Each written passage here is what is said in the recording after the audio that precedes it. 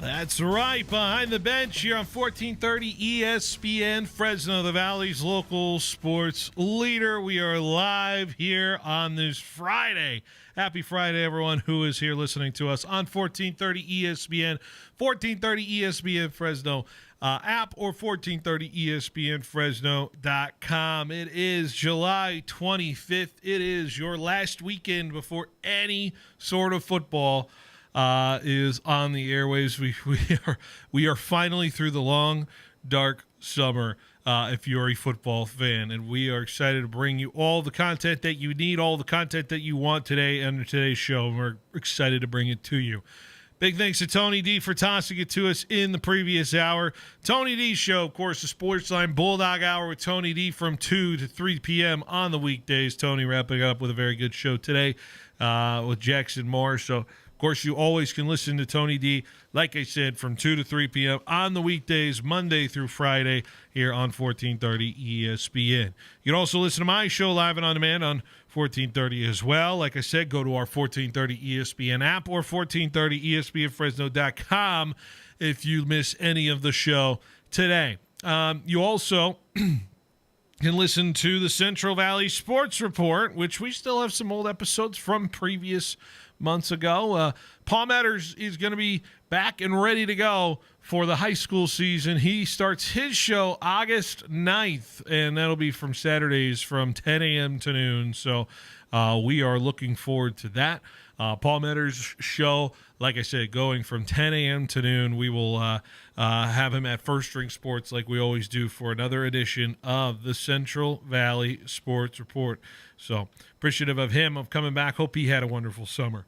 We are here live. Like I said, we are live streaming on YouTube right on there as well. So if you want to check us out on YouTube, Facebook, Twitch, all of our content platforms you have there, you can watch the show, the video portion of the show, as we are here in the studio as well. Be sure to like, subscribe, set those alerts so you know that we are on and ready to go to talk sports here, like we said, for the next few hours. The Lee's Air Hotline, 559-320-1430 is how you reach us. That's right, 559-320-1430 is the way to reach us on the Lee's Air Hotline. So if you want to get in on the conversation, that is the way to reach us on the phone line there. You also have the Lee's Air Weather Check. And if we want to check our weather today, another mild day in the summer here, 88 degrees here in Fresno, getting up to potentially 90 degrees. We'll be sitting around these low 90s for the next few days. Then we'll reach up into some maybe mid 90s by next week. But all in all, nothing too horrible. All too manageable for us here in the Central Valley, folks. It has been, dare I say, one of the easier summers we have had here in the Central Valley. So, folks, I think we got off easy this year in terms of that. I know August is coming, and I know August is unrelenting. So maybe I speak before out of turn here, but I will say it's been phenomenal. Okay. We also have the Clovis Truck Center sponsorship. Clovis Truck Center sponsors the 3 o'clock hour. Clovis Truck Center, formerly known as Linux of Clovis. They're the first, the biggest, and still the best in the Central Valley. That's right. If you have some summer needs for your truck, SUV, car, all of that great stuff, you can go over to Clovis Truck Center right now, get suited up by my friends over there. Of course, you can get $50 off your visit if you say my name, Phil Bennoti, over there. $50 off your visit if you just say Phil Bennoti sent you. Clovis Truck Center, found just south of the Clovis Rodeo Grounds in Old Town Clovis. All right, what do we got on the docket today? What do we got on the show today? We're excited to bring it to you. We're going to do a little Flashback Friday today. We're going to talk some fall camp. I was over there earlier today for Fresno State. We'll have the new San Joaquin Memorial athletic director, Frank Poocher, is going to come on in studio here in about 10 minutes or so. He's hanging out over there. We'll also play one final day of catch-up with the 50 States in 50 Days trivia that is it has certainly taken its toll on our poor producers over there, but they've fought and battled thoroughly so far. We'll see what they can do with Montana, Wyoming, and Wisconsin today. So that'll be interesting. We'll talk some more football, all that great stuff. Mary Ritchie interview was fantastic yesterday. We're going to re-air that. If you missed anything with Fresno State golf coach, we'll have the Mary Ritchie interview, taking you all the way up to the evening side. Giants and Mets baseball later tonight at 6:45 from San Francisco. So we'll talk that. We'll get into some Giants talk as well as they get back into baseball play. They haven't played since Wednesday morning. So good to be here. Good to have that Friday feeling. We'll do a little what are we watching this weekend as well at the tail end of the show as well. So good to have Jorge once again in the producer seat. We got Adam working the video stream as well. Guys, how are we doing on this Friday? We got a good Friday feeling today for us heading into this weekend. Yeah, good Friday. We're getting ready for this weekend. The rest. Weekend of rest. Yeah. I'm gonna rest my voice. One more restful weekend for Jorge, and we should be back to normal for Jorge. Adam, how's the Friday feeling for you? It feels amazing. I can't wait to just lay in bed after this.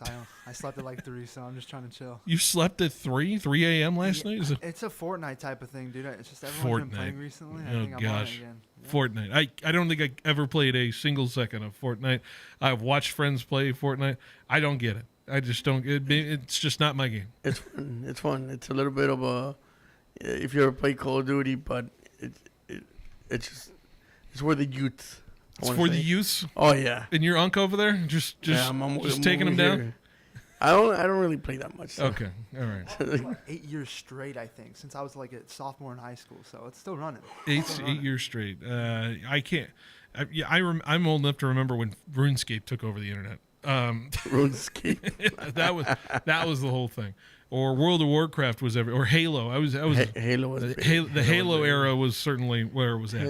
Halo parties. Remember LAN parties, Jorge? Oh, I remember those. Kids these days don't even know. You got to bring your cords. You got to bring. The funniest thing, we used to live in this duplexes, and my friend would put his TV on one side, and his neighbor would put his TV on the other side. We just put the cables across his fence. Yeah. And that's how we played. Yeah. Just before the landlines was LAN parties. Adam, if I said LAN party, do you know what I'm talking about? Do you even know? No idea. Isn't that just like setting up your console at your friend's house? Same thing? You just have to connect via an internet cable, and so you can play with each other. It was the only way you could do it. You couldn't add them over the Wi-Fi. Yeah, there's no Wi-Fi, and sometimes we didn't have internet. You just used it was kind of like a connection cable that would connect both Xboxes. It's the only way you could play in a lobby together. This is pre-Wi-Fi? Yeah. Wow. This is the only way you could play in a lobby together online. You had to bring your other Xbox over and have to play together on the different TVs just so you could all play together and squad up. Yeah, that was it. Stuff, so you can't. There's no party invites. There's no nothing like that. You could. You had to physically bring the console over. Wow. Oh man. That was on like the original Xbox Halo 1 kind of stuff. LAN parties. Good times. Never forget. Anyways, all right. We are here. Like I said, I want to get into the Fresno State camp real quick. I was here today. I just wanted to touch base on that. And I was over there at Fresno State. Of course, we get the opportunity to watch them all get ready and warm up. I know day one is yesterday. I didn't get a chance to go yesterday. I had some other things to take care of. But today I was over there, and I was particularly interested in a couple of position groups today. I didn't get, obviously, a chance to look at everything. I watched a lot of the wide receiver work today. And I wanted to watch what Coach Entz was doing a lot of as well. Him, very vocal today. He to certainly understand why he loses his voice from time to time after every practice. But I thought the wide receiver room is going to be an interesting one to pay attention to, where the physicality is of it. They're coaching him up a lot. I think there's a lot of potential there. I will say, though, Josiah Freeman really sticks out like a sore thumb. It is in terms of his physical prowess. Very tall man when it comes to the wide receiver room. So that was going on today. We also had a chance to chat with some players and coaches after the practice today. I talked with Finn Claypool, who's one of the big recruits coming to Fresno State. 30 and a half sacks at Drake in his career before he's transferred over to Fresno State. He certainly got some pedigree to him. I asked, here's the question I asked before. I'm trying to remember if I have a question, if I left the question in for him, but let's see what we got here from Finn Claypool after practice. And you mentioned the Super Bowl. I think a lot of people realizing that's probably the most important part of the side of football is that pressure you can put on the quarterback. Yep. What has been the biggest trait that coaches have been looking from you guys in being a good guy who's going to be rushing the pass and being on the D-line? I think it's at the end of the day, D-line comes down to want to more than anything. You can be as fast as you want, but it's as hard as you play and how long as hard as you can play, right? So that motor really, really, really sets you apart on the defensive line, and we've got a ton of guys with big motors. Yeah, the motor for sure is certainly going to be a big aspect to this team. And so I think you get it. You can play emotionally as a defensive lineman, I think, more than any other position. I certainly think that the Bulldogs can get that Bulldog mentality on the D-line. When I build a football team, I value the run. I value your quarterback. I value your D-line. That is where I sit. I mean, if you have elites on any part of those position groups, to me, then you can figure out what you want to do moving forward with the rest of your position groups. But to me, I like the response there. It is certainly a position you can play with emotion, play with want in that aspect as well. Coach Benedetto is the defensive coordinator. He got a chance to talk with us today. I wanted to share this out, talking about the collaborative nature of things going on with this roster, the ability to kind of have these guys ready to switch around anytime they need to. So here's Coach Benedetto talking about the versatility and also the way these guys kind of coach up each other. And this is a player game, right? Just from being here, the culture, the players, the leadership they amplify every single day, right? That's really what it is. That's why it's a joy to be here and coach them. And they know they need everybody, right? It's a long season. You're going to have to play multiple guys. And I think they just buy in that really it's the ultimate team game, especially defense. I've seen a lot of guys kind of coaching each other up on the field sometimes, conversation between players. How much do you encourage that amongst the guys to really work on what they are seeing from other guys, and how much do you encourage that through the roster? Yeah, it's a great question again, but ultimately we want that, right? And I think as we got her in the spring, right, we're seeing more and more of it, and that's just a hats off to our defensive coaches, all of them, right, from Coach Bresci, Coach JD, Coach Tucker, and we talk about the D-line coaches. But when the players are able to teach the younger players, that's when like our building blocks are continuing to progress, and that is a credit to the players all the way for them. And where I kind of saw that and why that question was motivated by me to ask Coach Benedetto, that was I saw it a lot in the secondary. I think the secondary was very vocal to each other. That's such a very interesting position group to be communicative to. And I was seeing a couple of guys really get into it, passionate, but also in a respectful way. So I enjoy the collaborative nature of what I'm seeing so far at practice right now. It's a lot of guys unafraid to talk to each other, even despite, nobody really knowing each other as much. I know they had the spring to get together and everything like that, but this is a team that's trying to figure out how to play with each other from all these transfers and everything like that. But I felt a focus and yet an unafraid nature to the practice today of where we need to improve, and I'm not afraid to tell you when you need to improve on something, whether it came from the coaches or the players in any form or fashion. Sounds like they're starting to have fun. They're starting to trust each other, and they've been together for quite a bit now. So, this is the start of practice, but they have like spring practice and all these other practices. So they're forming a really good group. It's the bond. It's the bond they need to make here right at the start of this, and of course they get Kansas in less than a month. So things are a little earlier on the timeline for sure. But yeah, there was a little bit of sloppiness here and there in terms of everything going on like that. But in my opinion, I thought today's practice was a good building block in terms of watching what these guys do in terms of how they work with each other and how they fix problems that may present each other on the field every time it comes up. But the skills and the getting back into the nature of things will come. That I won't worry about until a couple weeks from today. So, in my opinion, liked what I saw. Obviously, I didn't get a chance to really focus on the quarterback side of things. I didn't get a really chance to focus on maybe some of the other interesting position groups per se out there. I'll probably do that sometime next week. But took some time, and so far, I like what I saw, and I hope it translates into more improvements moving forward for this Bulldog squad. So, anything? I don't know if you guys have anything else. I'm ready to go to break. So, all right, we're going to go take a break here. And when we come back, we're going to bring in our first guest of the day. Frank Poocher from San Joaquin Memorial is coming in next here on 1430 ESPN Fresno, the Valley's local sports leader. Summer is here in the Central Valley, and the action of Valley Athletics is where you want to be. Phil Bennoti here to tell you about the big VBA All Skills Camp starting at the end of July. It's for 3rd through 8th graders to get in the fun and focus on the skills that it takes to be a top-notch volleyball player. Spots are limited, so be sure to sign up fast. Space is also available for the All Sports Camp as well. Basketball, volleyball, and pickleball to name a few, all led by former collegiate and professional athletes. Just reach out for information at their website, valleyathletics.co. Valley Athletics, developing the athlete in everyone. Hi, I'm Jim Schaefer with Helena Agri-Enterprises. At Helena, we lead with agronomy, and crop health plays a crucial role in maximizing production. You can visit helenaagri.com to find your local Helena retailer and learn more about Helena's products and solutions. Summer temperatures and droughty conditions are rapidly approaching in the Central Valley, which isn't ideal for farming. These environmental stresses can impact yields significantly, so how do we fight against this? At Helena, we have a product called Megafol. Megafol contains a precision blend of plant extracts that improves crop vitality and helps defend against environmental stressors like heat and drought. So how does it work?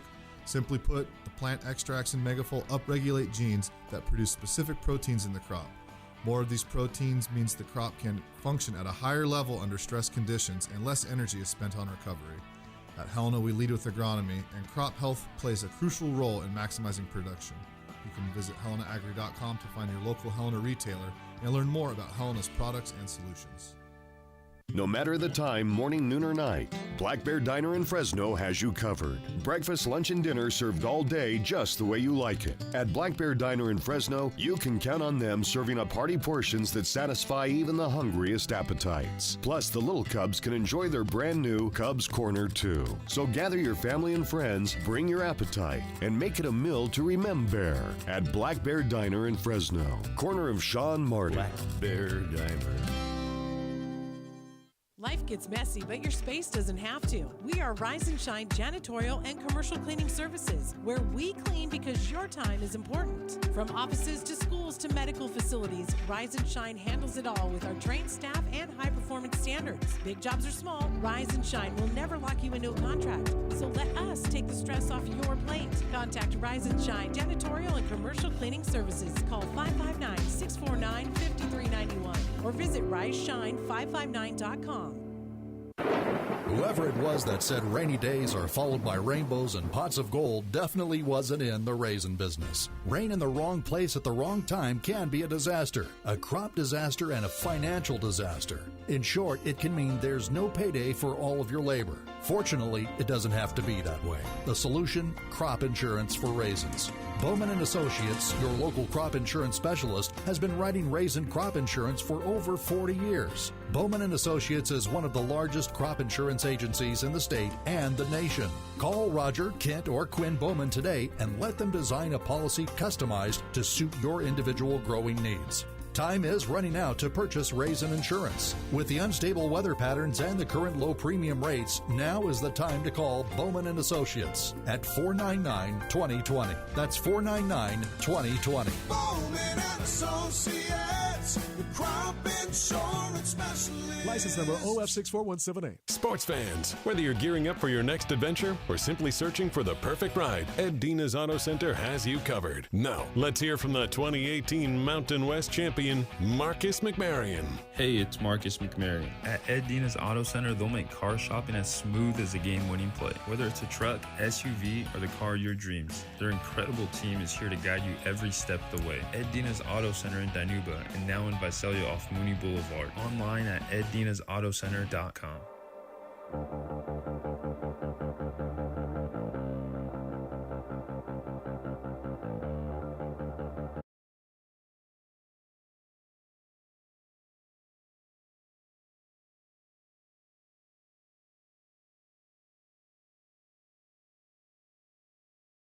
Here. As we get to the close end of July here, it is hard to believe that not just that the college season is approaching, not just that the pro season is approaching, but we also have high school athletics getting ready for everything as well. And so it's time to shift focus sometimes to the high school level. And I'm pleased to be joined by a guy who's first time on the program, but I've been working with him for a little bit as well. Frank Pucher is in, and now the San Joaquin Memorial Athletic Director over there. Frank, good to have you on the show. How are you doing on this Friday? I'm doing great. Thank you for having me. Absolutely. Grateful to have you. Has it sunk? I mean, it's sunk in for you. You've been hard at work, taking over for everything. But is it still a little hard to believe? I'm like, wow, this is kind of a different change of pace for where I'm at from where I was before. Yeah, no. In terms of the hard to believe part, actually, a funny story. I went to a Catholic high school, and albeit in Chicago, 20-something years ago, and I was back in Chicago over the 4th of July with some family, and we were at a carnival, and I'm waiting in line to get something, and the guy who turns around in front of me was my high school athletic director from 20-something years ago, and so it was kind of a surreal moment to tell him what I'm about to start doing now too, right? And so it's different for sure. It's changed for sure. I've known since about mid-May that I was going to do this role. I know it's only been a few weeks officially, but it's really exciting. It's a blessing. It's an awesome opportunity. It's an awesome place. So I'm really excited to get going. Yeah, certainly. And everyone knows the history of San Joaquin Memorial here in the Central Valley. Professional athletes that come out of that program on most sports. You know, you look at the sports realm, there's a lot of talent that comes from there.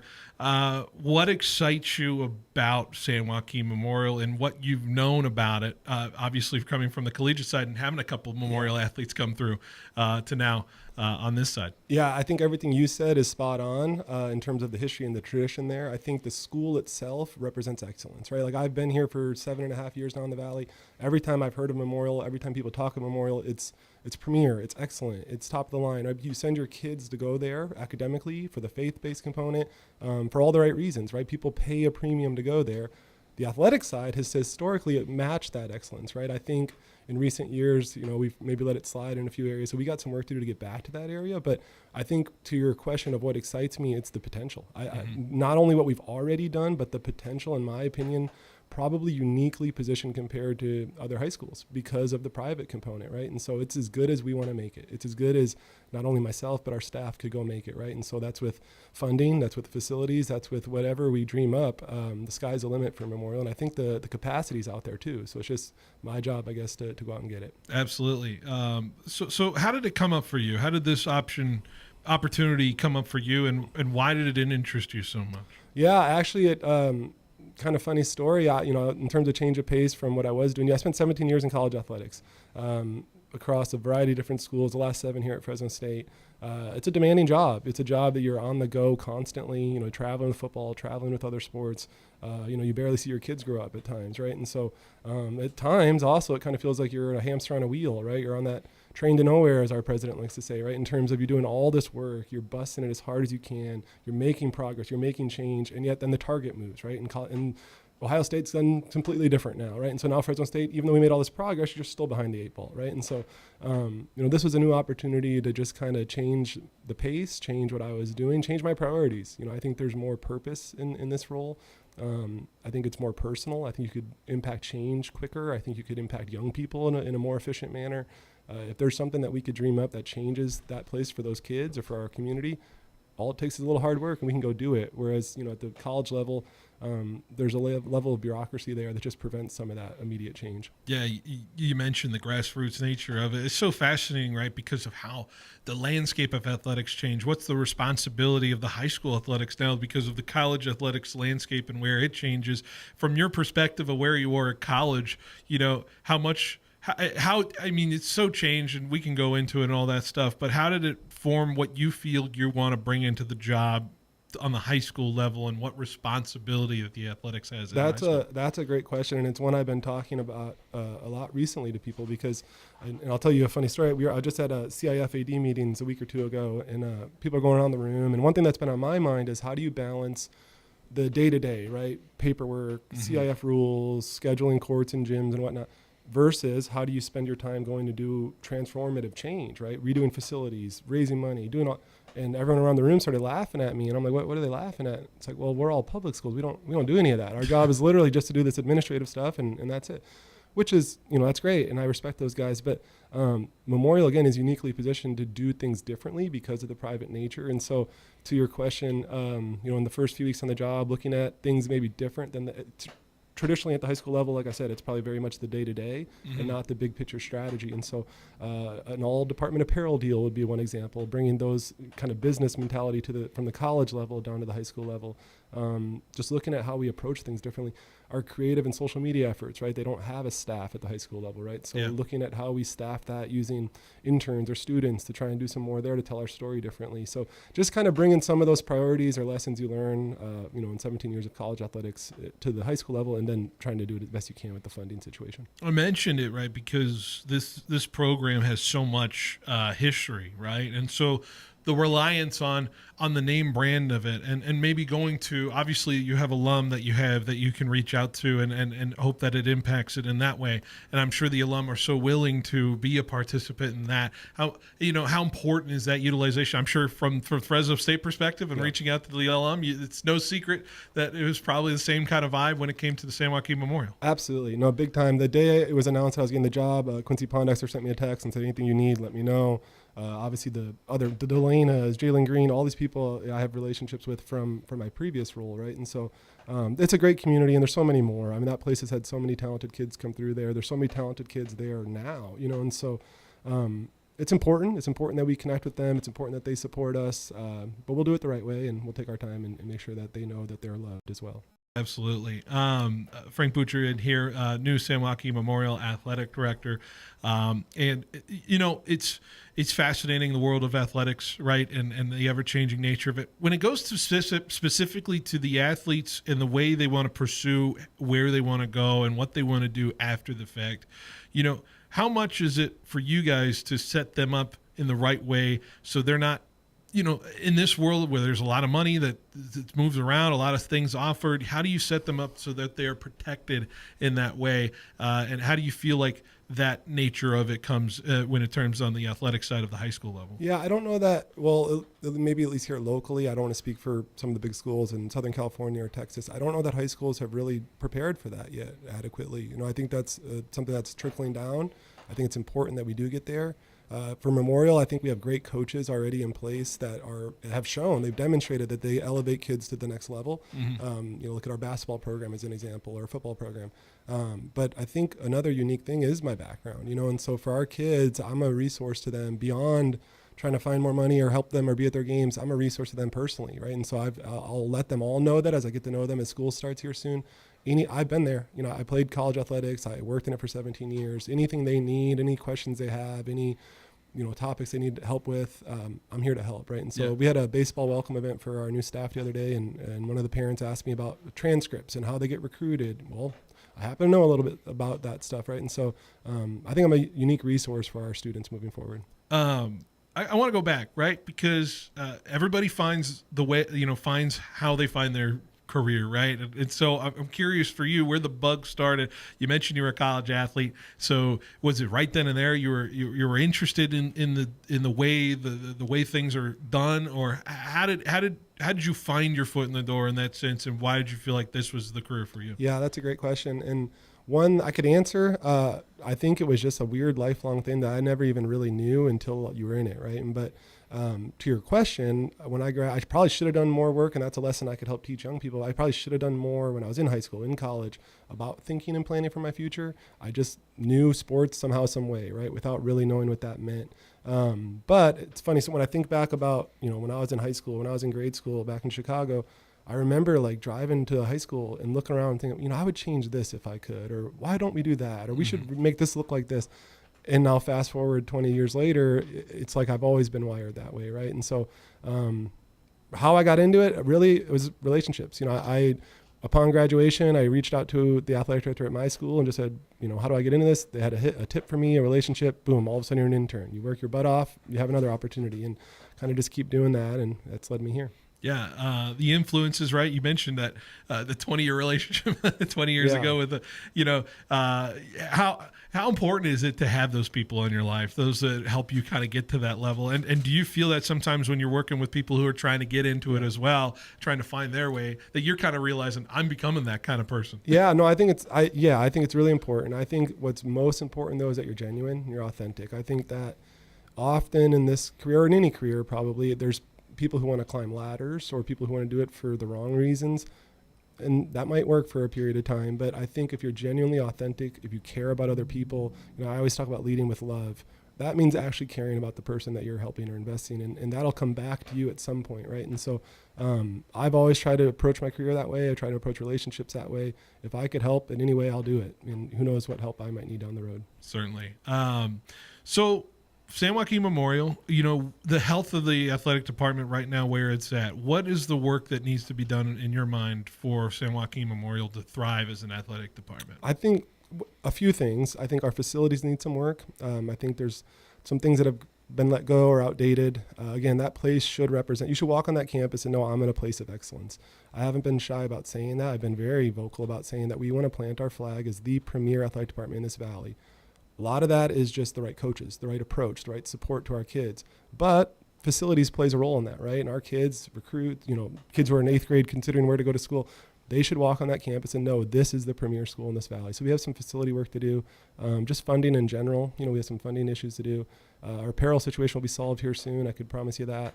But beyond all that, I think it's a mindset. It's just a mindset to know that this is where you go. If you're listening right now and you're considering where to go to high school, academic excellence, personal and spiritual growth, and what's going to be championship athletics, why would you not want to be a part of that, right? And so that's a mindset that we just need to sink in and really live out. When you talk about the funding, especially, and how that can benefit and everything like that for what San Joaquin Memorial can represent, what is the path for that, especially in this day and age where people are donating to now college at a different level? There's many streams of where you're trying to donate to, and now it's a complicated world of where you give your dollars to. So how do you go about that and asking for those kinds of? I know we're on radio, but I'm smiling so big at that question because I've thought about that, and this is what I would say. In my opinion, the high school athletics, and specifically at a place like Memorial, is one of the last kind of pure essences of sport, right? And by that I mean college, professional athletics, forget about it. I mean, that train left the station a long time ago. If you're a fan and you go to the games, great. College athletics has become so incredibly transactional. It's become so incredibly out of whack, in my opinion, the model. You sink all your time and energy and resource into it. You go to the donors, the sponsors, you please support us. And for what? The target moves again overnight. The kid transfers the next semester. It's just kind of so transactional, right? Well, one of the last opportunities, and again, Memorial's uniquely positioned in that, these are the future leaders of our valley, our students. These are the kids who go on to change this place. They become business leaders. They truly stay right here in Fresno. They're proud to be in Fresno. It's one of those last kind of Friday Night Lights environments, right? And so your investment dollars, while significantly less than at the college level, go a lot further, I think. They directly impact our community, right? And so that's a place that you drive down the 41, you look over to your right, there's Memorial, right? It's very visual. That should be the pride and joy of this community. And so it's just a different setup. It's less transactional. It's more purposeful. Certainly. Exciting stuff, right? Because Memorial, obviously, especially I was following it along, especially the basketball program had a really phenomenal season. The prolific nature of the athletics itself, the winning nature, the winning culture. What do you think builds that at Memorial? For some people who are looking for that real premier winning culture again, where does that build? And I'm sure that's obviously a goal number one for you, is to have prolific athletics perform well, not just perform well financially and being able to have things facilitate, but actually, record-wise. Absolutely. I think what I've learned in a brief period of time was the programs that we've had that have had that success, the coaches really are, for lack of a better term, CEOs of those programs, right? They think of everything. I like to compare him to Jeff Tedford, who I obviously spent a lot of time with, but our basketball coach would be that. Our boys basketball coach would be an example of that. From every layer of that program, from the varsity program on down, even we have a junior high attached to us too, right? Every layer of that, working in unison, being on the same page, learning the same systems, learning the same mentality and culture, thinking of summer programs, thinking of all the different components. Those are the coaches in the programs that are typically successful, right? And so emulating that model across all of our programs, as the coaches that just kind of show up and roll a ball out and say, let's go play ball, maybe that's not going to work anymore, in this day and age. So I think that's number one, having the right leadership in place, making sure everyone understands what our expectations and what the standard is. But then beyond that, I think it's my job. It's kind of like I said, it's a place that has so much to it and so much potential and so much history.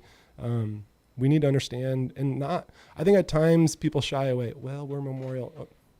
I think we should stand tall and plant that flag that says we are Memorial. We should be really good. We should be winning championships. And so that's just a mindset that we have to shift.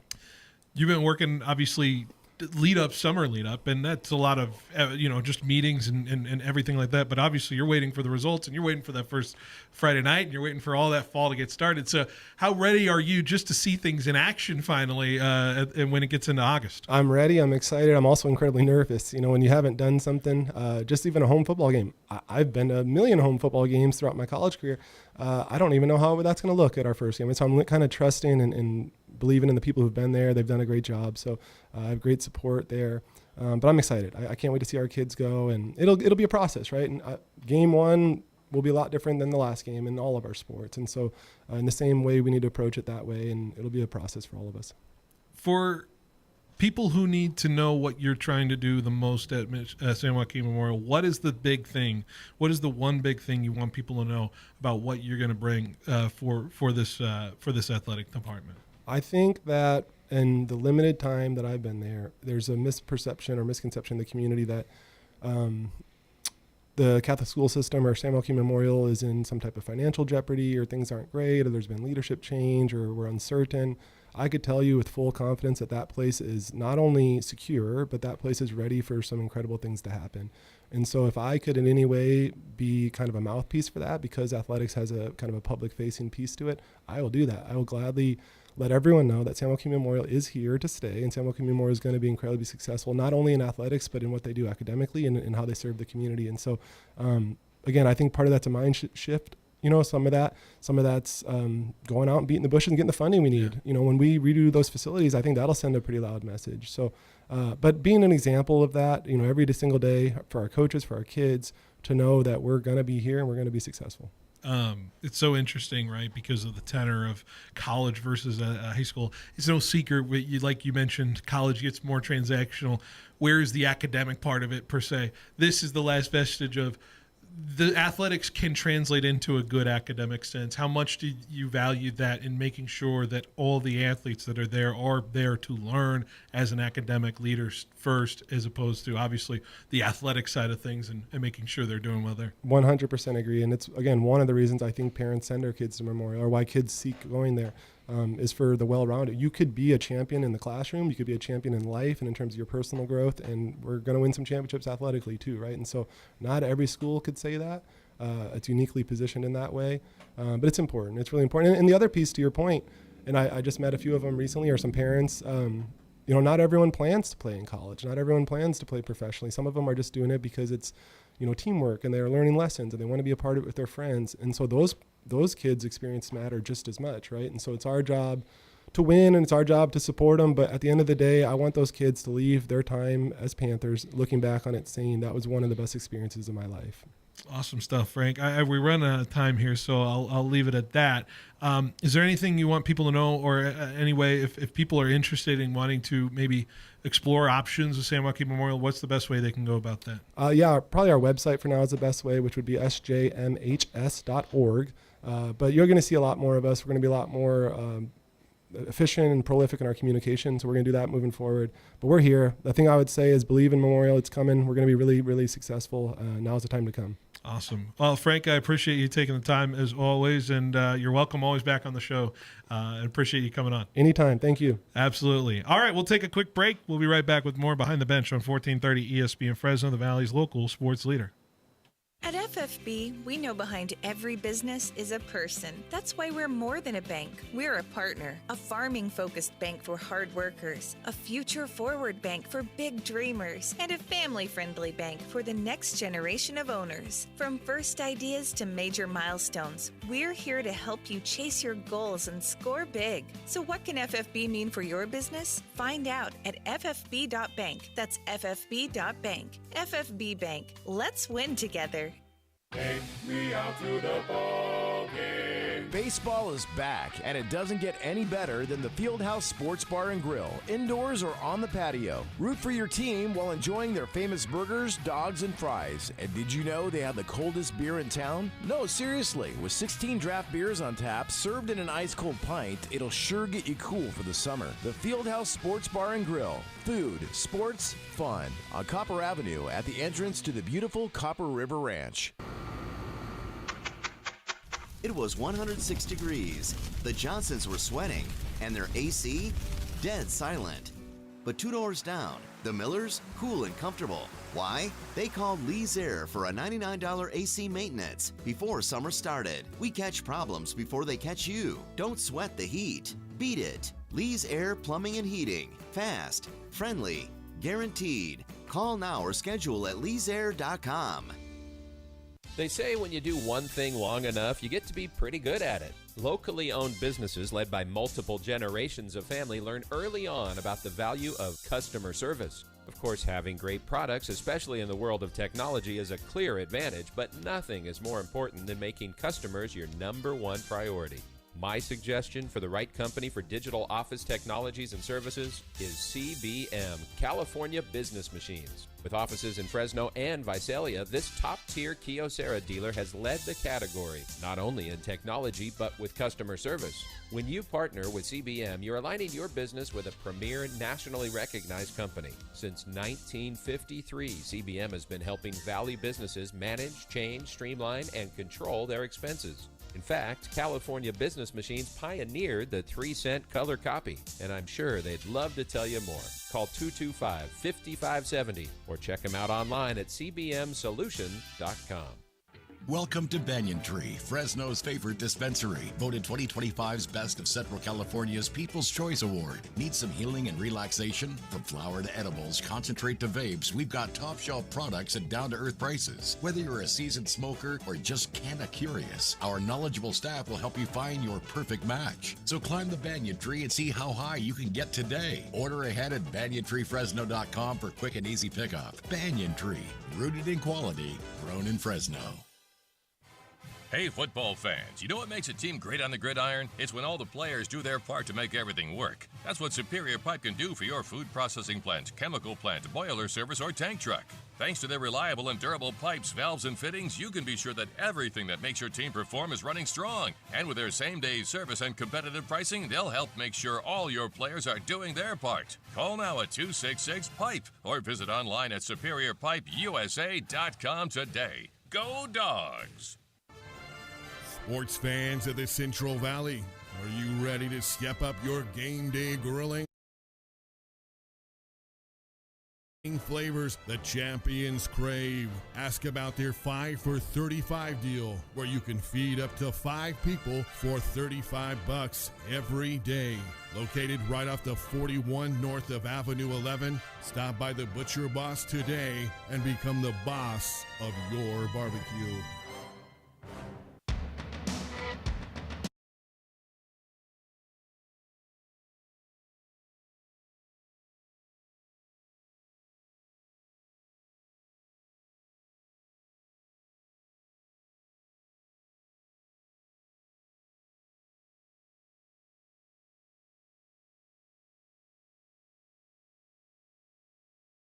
To Behind the Bench here on 1430 ESPN Fresno, the Valley's local sports leader. Big thank you to Frank Poocher, who came on earlier in the last segment. We talked San Joaquin Memorial athletics and what it takes to be an athletic director nowadays in high school, which more and more the role continues to expand, I would say, as far as what you're needed to do. So we'll go see what it'll look like at Memorial, and thanks for him coming on there in today's show. All right. Are you guys ready? And I say guys in the producer chair. Okay. For another round, a round of 50 states in 50 days trivia. Are you guys ready for this? Yeah, I'm ready. Yep. All right. This is going to be very difficult.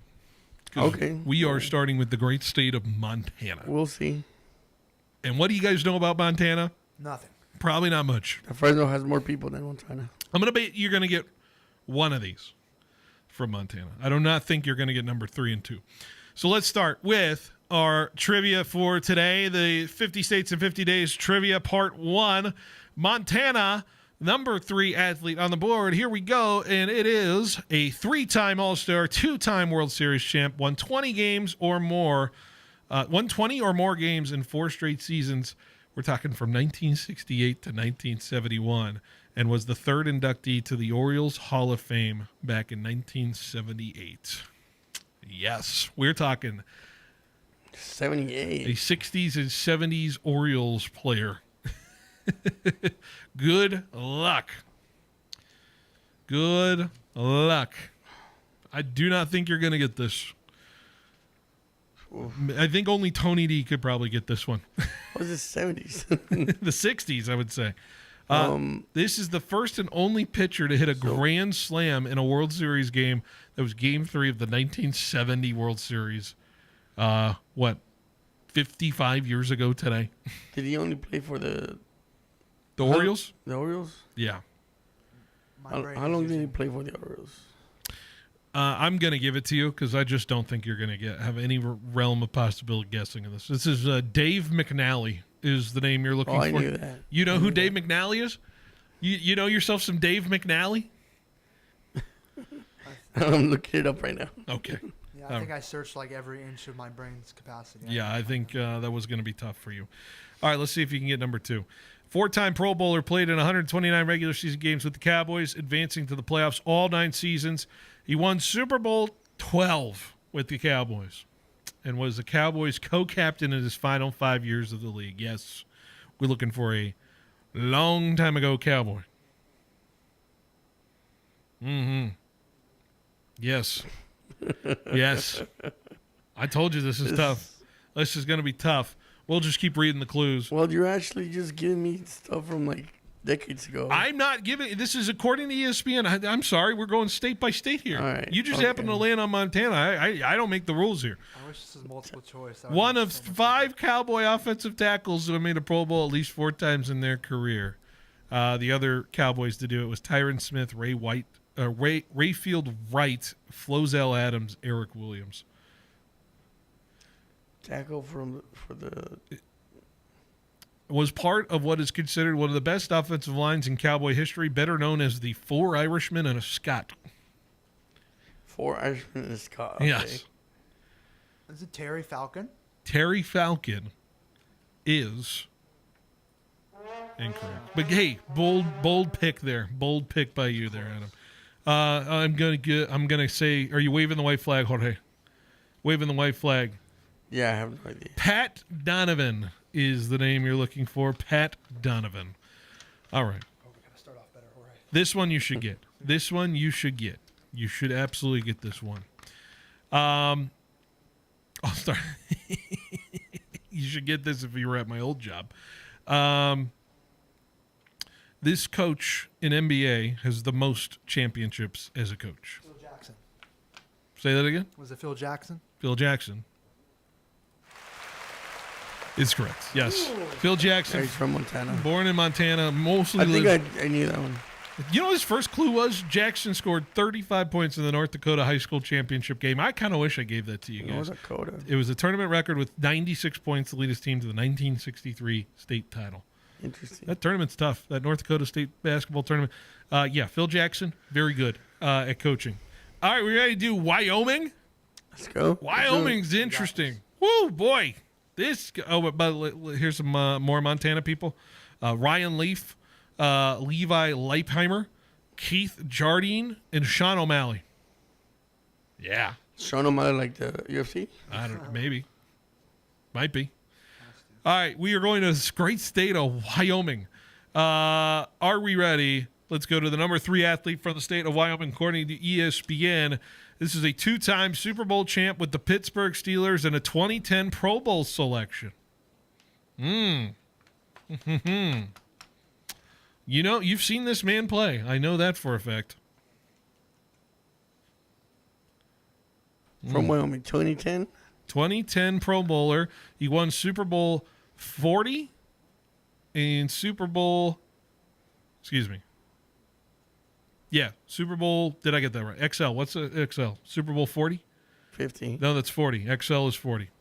and then Super Bowl 43 with the Steelers. So he won one with Cowher, and he won one with Tomlin. Oh, so he's a Steeler.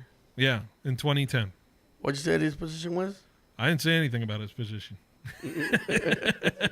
You tried to get me there. All right, here we go. He sealed his second Super Bowl title with the Steelers with a game-sealing recovery of a fumble by Kurt Warner in the final seconds. From I the know. great state of Wyoming. Oh my God. I know this. Mm-hmm. What is his name? I don't think it's not the guy who returned the fumble. No. Or did the pick six. It's not him. Who did he win a Super Bowl for? Pittsburgh. Nicknamed Da Beard, and it involves Steelers alumnus, including his presentation of a 2025 draft pick from the Steelers draft party in Ireland. You got it, Jorge. I give up. You've seen him before. I know this. Come on. I believe in you guys. You can get another. Nope. I'm going at 5, 4, 3, 2, 1. Is it Brady? Brady? Who? Brady? Topanga? No, it's not it. It's Brett Kiesel. Brett Kiesel is the name. You've heard of Brett Kiesel. Brett Kiesel with the massive beard. Yeah. Right? D-tackle. Next to like big Casey Hampton. James Harrison. That line, man. That defensive line. Savage Pittsburgh Steelers teams. I do not think you're going to get number 2.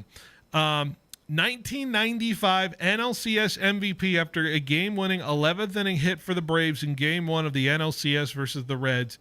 He had a 3-run homer in Game 4 and won a World Series against Cleveland in 1995 for the Braves. Jorge, can you go back to your 95 Braves knowledge? Do you have any knowledge of the 95 Braves?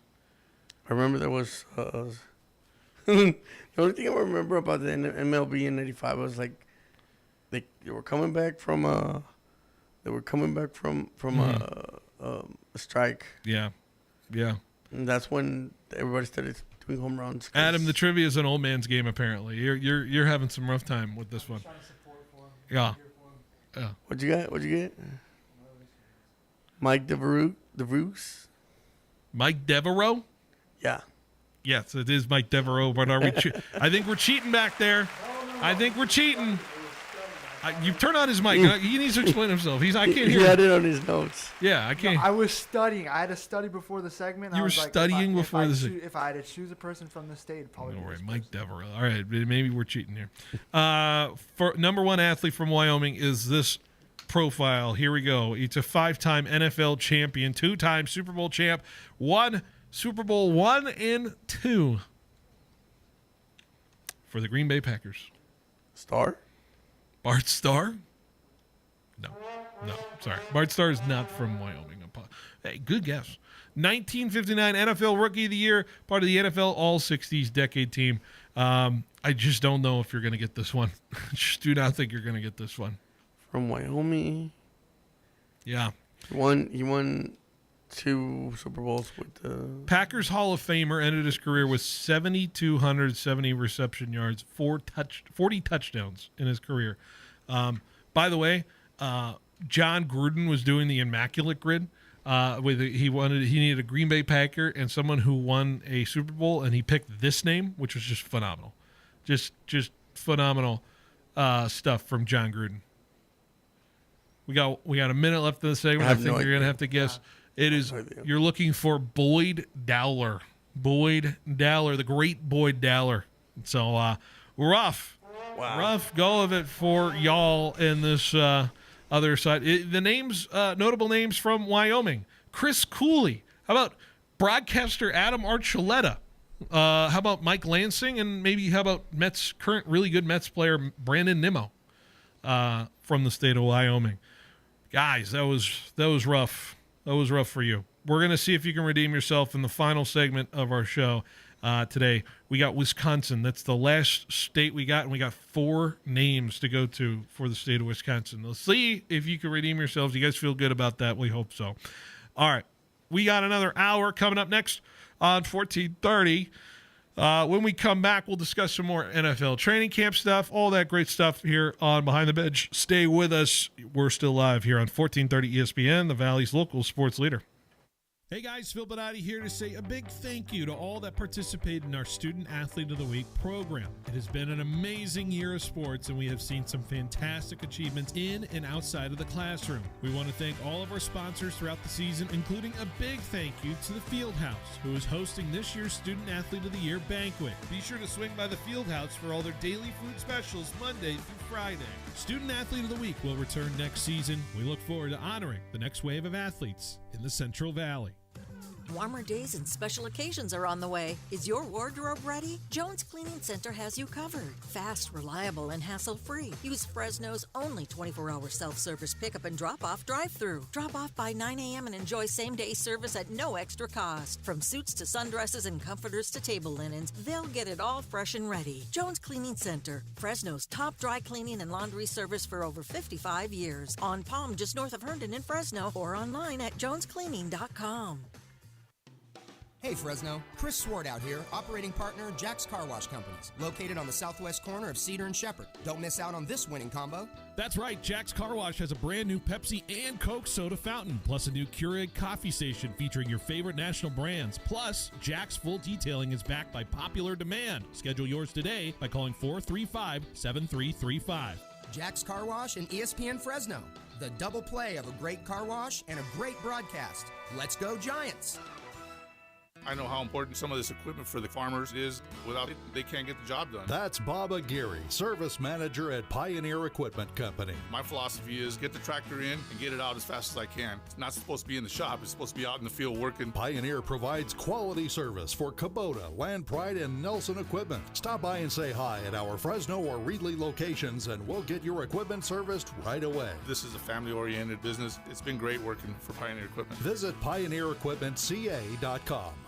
Prices on steel and materials are going up, but at Pacific Steel Supply, they're still delivering the best deals in the industry. Whether it's residential, commercial, industrial, or ag projects, Pacific Steel Supply will match or beat any competitor's price by an extra 10% on top quality steel, metal roofing, and components. With 24/7 service, fast delivery, and the best prices, the time to act is now. Get your free quote today from Pacific Steel Supply in Fresno, Ashland, and Parkway off Highway 99 or online at pacificsteelsupply.com.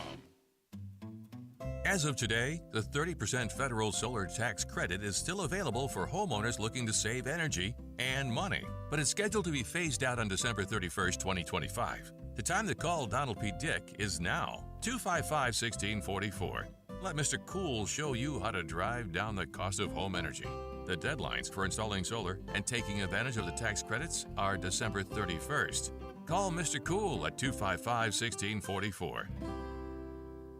Welcome to A+ Signs. Thanks. Yeah, I need some custom exterior signs for my business. Great. What's the name of your business? C+ Signs. Wait, you own a sign company? Yep, C+ Signs.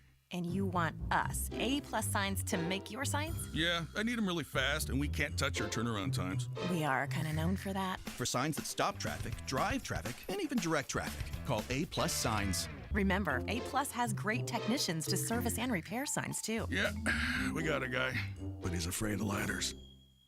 Mike Dermanuel Jr. of Hub International Insurance Group. People that have homes, this is their most significant asset, and our job is to protect the assets and to give impartial and good advice. I think our growth reflects the amount of trust people have in us. Hub International. Learn more at hubinternational.com, license number 0757776. If our clients succeed, we succeed, and I think that's what we work on every day. You're listening to the home of the San Francisco Giants, KFIG Fresno, 1430 ESPN. I'm Marty Hausberger. All first round draft picks in this spring's NFL draft have now been signed. Defensive end Shamar Stewart was the last holdout, but inked a deal with the Bengals today. According to ESPN's Adam Schefter, it's a 4-year, fully guaranteed $18.9 million deal. Shedeur Sanders said he's not thinking about the limited practice reps he's received, especially with the first-team offense, as the Browns' four-way quarterback competition is underway in training camp. It's not in my control, so I'm not even going to think about that or have that even in my thought process of why it is. Like, there's a lot of people that want to have the opportunity to be at this level, and I'm here, and I'm thankful to have the opportunity. So whenever that is, it is. Sanders mainly worked with the third-team offense today, with Joe Flacco, Kenny Pickett, and Dylan Gabriel splitting reps with the first-team offense. Vikings wide receiver Justin Jefferson has a very mild hamstring strain and will miss some time in training camp. Although not serious, ESPN NFL senior writer Bill Barnwell discusses when it might be a concern for Minnesota. If he does miss time, if this hamstring injury does linger beyond their expectations, there is the element of this offense not having kind of its focal point. It's not just when you throw Justin Jefferson the football. It's about all the stuff that happens based on how teams cover Justin Jefferson. Jefferson took himself out of practice yesterday when he said he felt tightness in his legs. The Yankees today acquired third baseman Ryan McMahon from the Rockies in exchange for 2 minor league pitchers. Miami has just beaten Milwaukee 5-1, and the Dodgers and Red Sox are about to start LA without Mookie Betts due to a personal matter. Hey, it's your resident Super Bowl champ, Chris Candy. Coming up Monday, the ESPN Radio Rank'em series continues, and I'll tell you who the top 5 players are with the most pressure on them this NFL season. It's Unsportsmanlike, 6 a.m. Eastern, right here on ESPN Radio, ESPN2, and ESPNU.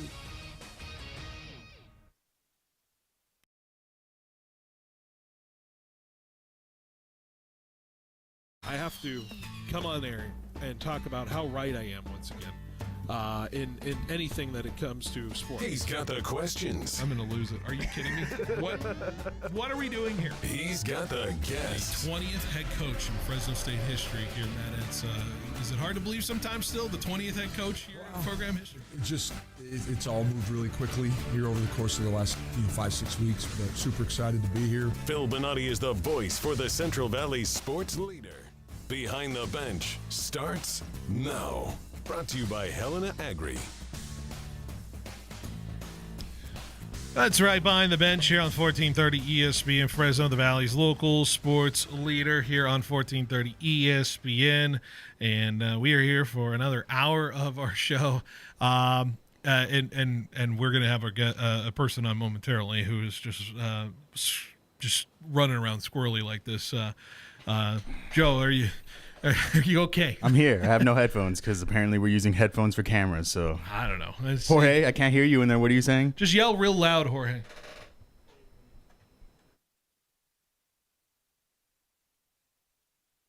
No, I didn't even have his mic on, so nobody heard it on air. I can't hear you. No one can hear you. No one heard Jorge on air today. Thanks, says Jorge. So. This chair sucks. Joe is already in a frustrated mood. It's a Friday, though, so we're here. It's not frustrating. It's just, like you said, it's Friday. Joe, you were at Fresno State camp. I was indeed. Today. Well, you were running around. I went and did my rounds. I watched some stuff, talked to Pat Hill for a little bit, talked to some other people, watched some specific position groups. You were getting some shots of some position groups. I just want to get your thoughts. What did you think of today? Yeah, no, running backs. I was really focusing kind of on the running backs today. I was just kind of seeing what they were about. 6, I think we agreed it was McDonald. He looks fast, looks good. So, yeah, I was mainly focusing on those running backs. I want to go back there next week. I'm going to check out some more of the quarterbacks, receivers. I checked on the corners a little. It looks like practice right now. It looks like practice. Looks like it's short. Hey, but we kind of knew what we were talking about when we went to NFL training camp. We kind of parsed it out from workouts, although I'd say we get a little bit more look at that. I'll tell you this: the main difference between what we did at Fresno State versus what we did at NFL camp is that we did get to watch the entirety of the NFL. Right? Yeah, I did. Camp. Well, with State, obviously, we get a few minutes, like 20, 30 minutes to film. And then from there, you do whatever you want. So for me, I was just there filming. Yeah. And I did my 30 minutes and took off. But, if I would have stayed, I think we would have had the better idea what everything looked like. And so, like I said, I was watching some of those quarterbacks throw, and they look good in some of those throwing drills. So that's nice. But, I think this next week when I go film some more, I'll probably stay a little longer just to check out some of the, team for, offense and defense, things like that. Because always I got was, team individual drills. Like I said, running backs, corners, you got the linebackers over there, the D linemen, things like that. So, I'll have to check it out. But yeah, like you said, when we were staying at the Rams camp, we got to actually see how good they were. Yeah. I got to do that with State this coming up week. Fresno State's going to be interesting this year with a lot of the new faces that come in, new coaches, everything like that. I know with Coach Entz and his mark on what this team is going to look like, it's going to be fascinating. I heard a lot of communication amongst each other, amongst players. I feel like communication is big when it comes to how these guys are kind of leading each other. And so I think there's a roster that's unafraid to help each other in a sense, even if it's a player who's been here for a month or two, or a player who's been here for 8 months, or who's been here for 2 years. So it's going to be interesting to watch. So that's going to be fun. Fresno State, you'll be there more. But I also wanted to bring you in because you rooted for Christian Wilkins for a little bit. Yeah, what the heck? I didn't realize that happened yesterday on your show. You saw this story, yeah. and this story popped up. Interesting stuff. And the Raiders holding this very strong stance when it comes to Christian Wilkins. So the Raiders are claiming that Christian Wilkins was not forthcoming in his rehab, per se, for his foot injury that he was dealing with. And so the Raiders were fed up with the lack of transparency or the lack of compliance from Christian Wilkins and basically said, screw you, dude. We're releasing you. We're cutting you. We're not going to pay you your guaranteed money. Go do this somewhere else. They said in a line, they said specifically, we are an organization with the commitment to excellence. Just to say that Christian Wilkins did not have the commitment to excellence. That's so crazy. So it's insane. Whose side are you on in terms of this whole thing? Yeah, I did see video of him like dancing around in the locker, like when he's supposed to be hurt. And I mean, that's Wilkins. I mean, when Miami had him and drafted him, that's what his personality was, just jumping around, messing around with his teammates. So, I mean, he should have been taking things more seriously. So I'm not faulting the Raiders. I understand. You gave this guy a lot of money, 120, 110 million for 4, and then 35 guaranteed, and you don't see him for a whole almost 2 years again, probably. I mean, it was looking like he was having another fracture in his foot, right? That's what it is, Jones fracture or something like that. So you're probably not going to see him again this year. I mean, it's the Raiders protecting themselves. I mean, we were talking about today with Antonio Brown and him freezing his feet and things like that, and I mean, they got out of that one too, luckily. But this was so big because when we went to camp last year, you can't tell how excited was I. Like, Wilkins, we got to see Wilkins, we got to see Crosby together. You know what I mean? I was stoked to see those guys playing on the same line.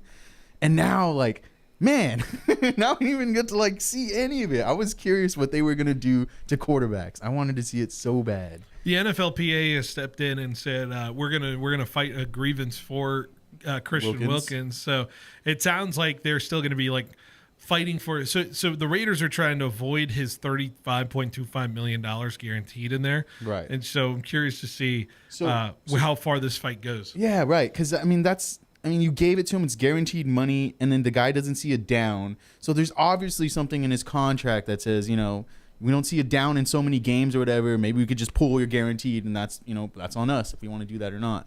So I don't know. It's interesting because obviously I just found out about it today. I'm behind on that. When we were sitting there waiting for State to go watch a practice, like, did you see this? I had no idea. So for me, it's like I'm still in shock about it, honestly, because Wilkins was one of my favorite players in the past 10 years. One of the guys that Miami drafted, and to see him like falling from grace like this, and I know that we all know he's still talented. I don't care what anyone says. Yeah. So it's curious. Like, I'm curious. It's a curious situation. What other teams are going to do? Are they going to jump on him right away? Like, how many teams of Miami could use another team? Hey, what's up? My Patriots could use him. Yeah, I know. I mean, you guys are stacked at defensive tackle too. Nice. I mean, yeah, that'd be an embarrassment of riches, which I don't think you need at all. Just be the Patriots. Yeah. Okay. Your Raiders use the quote failure to maintain his physical condition to play. I mean, at every level in the standard of NFL, you are assumed that you can maintain your physical condition to play. Right. That is what it is. So what do you think, though? I haven't heard your thoughts on it. I think the Raiders are coming from a certain position of you weren't doing what we needed you to do, but it's also this is continually going down the route of where the Raiders have continued to fail in terms of not giving these contracts out, these free agents contracts out, and they're not seeing the facility of it all the way through. Jimmy Garoppolo being one example I can think of. A lot of where money. They had to cut him and lose a lot of money. I think of the trade for Antonio Brown, even back further than that. Dude, as far as that's concerned. Would you argue that's kind of where it started? Yeah. Like their modern like problems being Vegas. Like it started with Antonio Brown. Have been going since obviously the millennium, since like 2000. Yeah. Obviously, but I'm saying like. in modern times as the Las Vegas Raiders and not the Oakland Raiders, would you say it kind of started with Antonio Brown? Antonio Brown was a rough one. Eventually saying goodbye Chris to Jones and all that. Carr, yeah. Chandler Jones was another one. Chandler Jones. Jones is another example of signing a guy to a free agency deal and saying blows up see in you their later. face. See you later in that sense. So, no, the Raiders have a history of this, and so in my opinion, like. At one point, I understand where the Raiders are coming from, but then also in my sense, I'm like, the Raiders have been the Raiders doing this for quite some time. So maybe Christian Wilkins is in the right because he's like, dude, you guys don't have your bleep together. I don't want to play for you. I've seen this incompetence before, and I'm tired of it, even if Pete Carroll's in the helm of it. And so the guy's like, I'm not motivated to play for you. Yeah. And so the Raiders are saying, well, if you're unmotivated to play for us, then we're going to release you. Show Here you the go. door. I get it. See you later. I get it. And I get it totally. It's just me as a excitement for what I've seen on my team, like what he can do. Like, I don't want him to be. If this was the Rams, I'd be totally on the Rams side because the Rams don't have they don't have history of this. exactly. Doing whatever this is. Dumb stuff like that with the quarterbacks and what they've been able to achieve with McVay. McVay would not allow any of that. Exactly. So and that's weird though, right? I mean, you got Carroll doing that. You figure Carroll would be straightened out. But Pete Carroll didn't sign him. No, you're right. Pete did not. That's prior to him getting there for sure. He's not loyal to Christian Wilkins. But do you think he wouldn't like having Christian Wilkins on his defensive line? But Pete's probably meeting with him and like, dude, why are you not ready? Why are you not here ready? This Jones fracture, which you suffered back in week 5, should not affect you now. A year later. Right now. You should be in my practice, full reps, ready to go, and you're not. And that's just insane to me. Yeah. And like I said, the videos of Wilkins dancing in the locker rooms and stuff when he's supposed to be hurt, that doesn't help anything. No. So I don't know. I get what the Raiders are coming from as a fan of, NFL players. It sucks, but I understand the Raiders 1,000%. I think they did the right thing because the guy hasn't touched the field. You give him all this money. So for me, the Raiders are getting smart. I don't think the NFLPA can do it unless there's something in that contract that says, after so many weeks or whatever, you not seeing the field, we can void your guarantee. I don't know. I think the Raiders can provide, like, to an independent arbiter, I think they could provide evidence of, like, this is what he was supposed to do, and he was not doing it. Right. You could find evidence and there's of that. evidence of it. That's the problem. Like I said, there's multiple videos of him dancing around. Everyone's like, dude, come on. Like, you're supposed to rehab at the facility. Not You're be supposed to dancing check in the gym. Like, come on, man. And so I think that alone got out, and the Raiders like, you know what, we're done. We can't do this. Exactly. I don't blame them. It's going to be interesting. It's going to be interesting to see. The Raiders actually just signed a guy, a D tackle. They claimed Keandre Coburn off of waivers from the Titans. So there's your risk. There's your Christian Wilkins replacement. Interesting. And what's interesting, you have a lot of money now. Yeah, through the Raiders. I mean, right? That's probably freed up a lot of cap room for them this year, next year. You can make a move if the Raiders are sitting there like 6-4 suddenly, you're just like, we could get a little pass rush thing going, and maybe we could go after something on a team that's not like really trying to win. I mean, we're at that. They're saving $30 million a year now. Yeah, at least. So we'll see what they can do. And I think if they go towards offense this coming year, I think they're going to be decent this year with everything going on with Geno and all that. It's interesting. Flexibility. But, the defense, man. The defense scares me. I still don't think they have corners. I don't know who their defensive line is other than Crosby. Yeah. I mean, they have that bust Wilson or whoever was the end from a couple years ago. Yeah. He's not doing anything for them. So it's interesting. I think you lost a big piece that could have been or should have been a big piece. And I mean, they didn't have him last year, and look what they did last year. I mean, I don't know. It's interesting. It's going to be interesting. But, Wait, real quick. Yeah. Where do you think he goes? Where do I think he goes? It'd be such a Baltimore pickup. Dude, if Baltimore gets him, I don't know. That's not even fair at that point. It's because the coaching. I mean, their coaching alone. It's not even fair. Right. That's one. He's going back to Miami. You want him back to Miami. He could go cheap to the Jets, maybe, or I don't know. I'm trying to think of like who the Lions. Do they have any options there as far as that's concerned? I feel like the Lions are tied in a lot of money, but Lions would be interesting. I think then they just lose a tackle. I'm pretty sure to injury. Yeah. I think they lost a guy not too long ago in camp, so it's not out of the question for them. Yeah, and I think that'd be crazy with Hutchinson and him.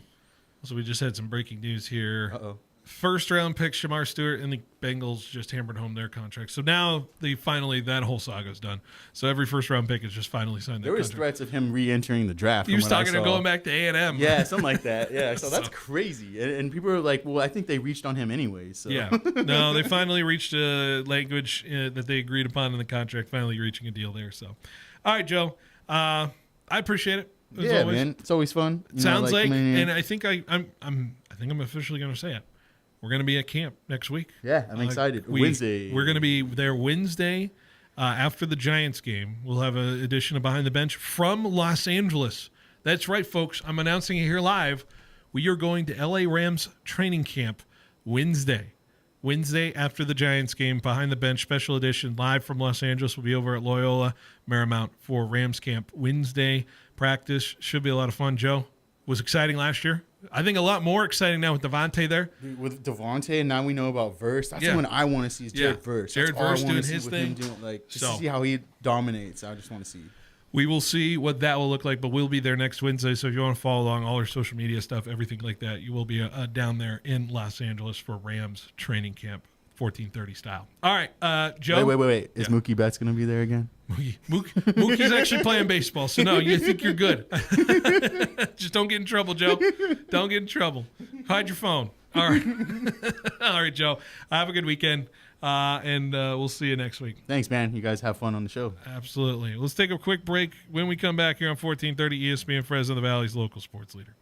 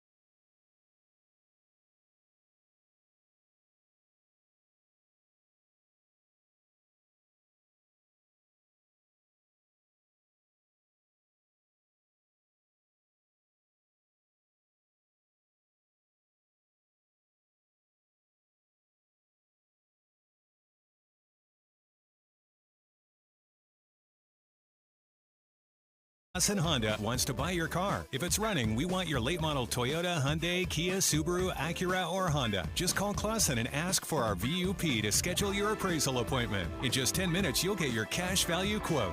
Yes, we are eliminating the hassle of getting rid of your used old car. So if you're ready to sell, we are ready to buy. Call Clausen Honda of Fresno today. If you've got a car, we've got the cash. Get cash for your car. Clausen Honda. When Jeff Thiessen and Lance Duker started Thiessen Duker Modern Wealth Management in 2003, they had a simple mission: to make every life they touch better. They established Thiessen Duker as an independent firm, not tied to the restrictions of one Wall Street company.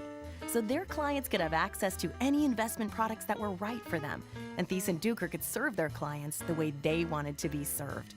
They've done other things differently too. From investing in advanced financial planning technology to implementing a team approach with advisors working together to develop client strategies. And from day one, Thiessen Duker has shared its success with local organizations, making a difference in people's lives right here at home. If you need a financial advisor, or if you are a financial advisor and would like to know more about how Thiessen Duker could make your life better, please visit thiessenduker.com. The advisors of Thiessen Duker Modern Wealth Management are registered representatives with and securities offered through LPL Financial, member FINRA SIPC. Hi, I'm Jim Schaefer with Helena Agri-Enterprises. At Helena, we lead with agronomy, and crop health plays a crucial role in maximizing production. You can visit helenaagri.com to find your local Helena retailer and learn more about Helena's products and solutions. Summer temperatures and droughty conditions are rapidly approaching in the Central Valley, which isn't ideal for farming. These environmental stresses can impact yields significantly. So how do we fight against this? At Helena, we have a product called Megafol. Megafol contains a precision blend of plant extracts that improves crop vitality and helps defend against environmental stressors like heat and drought. So how does it work? Simply put, the plant extracts in Megafol upregulate genes that produce specific proteins in the crop. More of these proteins means the crop can function at a higher level under stress conditions and less energy is spent on recovery. At Helena, we lead with agronomy, and crop health plays a crucial role in maximizing production. You can visit helenaagri.com to find your local Helena retailer and learn more about Helena's products and solutions.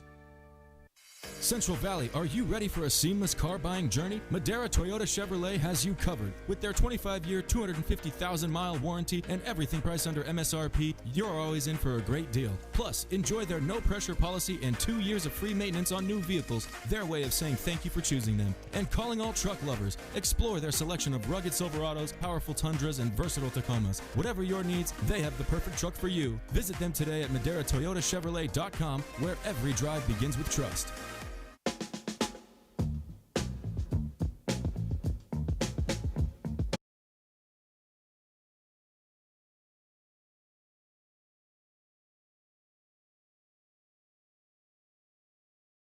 ESPN Fresno, the Valley's local sports leader. We love Fridays because on some of these Fridays, sometimes we do the Flashback Friday, and so we pick our best interview of the week. And so that is what we're going to do today on this hour. Mary Ritchie, new head coach for Fresno State women's golf. Had the pleasure of talking to her yesterday over at Fashion Furniture. So I want to play that interview for you again. If you missed that interview, it was a good conversation talking about all kinds of things and where she's come from and obviously what she's going to bring to the position. So without further ado, it's our Flashback Friday interview. Mary Ritchie, Fresno State women's golf. Mary Ritchie, right? Mary, good to have you here. Fresno State women's golf coach for a little over a month now. You've been taking over the helm. Good to have you. Excited to talk women's golf and talk what excites you about this job. But first of all, thanks for being here on this Thursday. Thank you for having me. Really excited to get to talk with you. Absolutely. It's exciting to have you here, be a part of the Fresno State program. There's a lot to build, obviously, off of what this program has brought. First, I'm just curious, what has life been like for you the last few months, just trying to get things ready for this program and being hired? What was the excitement level for you, and also, how has it been adjusting to it? Oh, it's been fast and furious. So I was hired on the 16th of June, and coming from Southern California, UC Riverside. It's a big move, obviously. I've been in the same place for about 12 years and coached at UC Riverside for 11. So, uprooting and coming on up here in the middle of recruiting season has been fast and furious. I was just counting up the days, how many nights I've slept in Fresno, and it's been 7. Oh my gosh. Since I've been hired. So hopefully things are going to settle down just a little bit. But it's been pretty important to me to be wearing the red out in the world and sort of doing a little bit of a rebranding. And so I'm excited to say that we're pretty close to securing our first commitment, and she's local. So that's exciting. That's my most exciting news so far. But apart from that, I just couldn't be more excited to be part of Fresno State. I mean, the community has just embraced me so far, and everyone's been so welcoming and warm. The golf courses are phenomenal. And so I'm really excited to deliver what I think we can deliver with the women's golf program here in the next year. Absolutely. By the way, I just have you just there you go. I think with people can hear you pretty good there. I just want to make sure. But anyways, it is exciting to have you here. What drew you to this job when it became available for you, and what excites you about the potential of Fresno State women's golf? Oh, so many things. Well, firstly, I've been up in this area every year for the last 11 years, competing in the Fresno State Classic and the Nick Watney. I'm not sure if you knew that I was coaching both the men's and women's teams in the last 3 years, and so up here twice a year. And I've just always felt very comfortable, and the environment has been wonderful. Some people may not know that a few years ago I did apply for this job, and so I kind of did a deep dive on the community and the athletic department at that time. And the timing just wasn't right, but I had an opportunity to coach both teams at UC Riverside, and that's been busy for the last few years. But when this position opened up again, I just thought, this is the right time. It's the right time for me to pull back and coach one team and do what I know I can do well with one team. And the excitement of being on the brink of joining the Pac-12 next year, I think the timing's just really, really good. And the support, the environment, all of it is so attractive. And I just think that this program is poised for outrageous success, and I really want to be part of that. That's fascinating. You mentioned you had the moment before where you applied for this job. It didn't happen. Sometimes, usually, like the door closes on that sometimes, but it's funny how life works that way. Do you look at that moment as something that drove you a little bit more, or changed the way you kind of approached it, or was it just something that you ticked in your journey a little bit and said, okay, noted, and then obviously it's funny how it came calling again here this time? It is really interesting. I'm the kind of person that believes that everything happens the way it's supposed to, when it's supposed to. And at that time, the position was attractive to me. And since then, I haven't looked. You know, I've been pretty happy at UC Riverside, and that's why I was there for 11 years.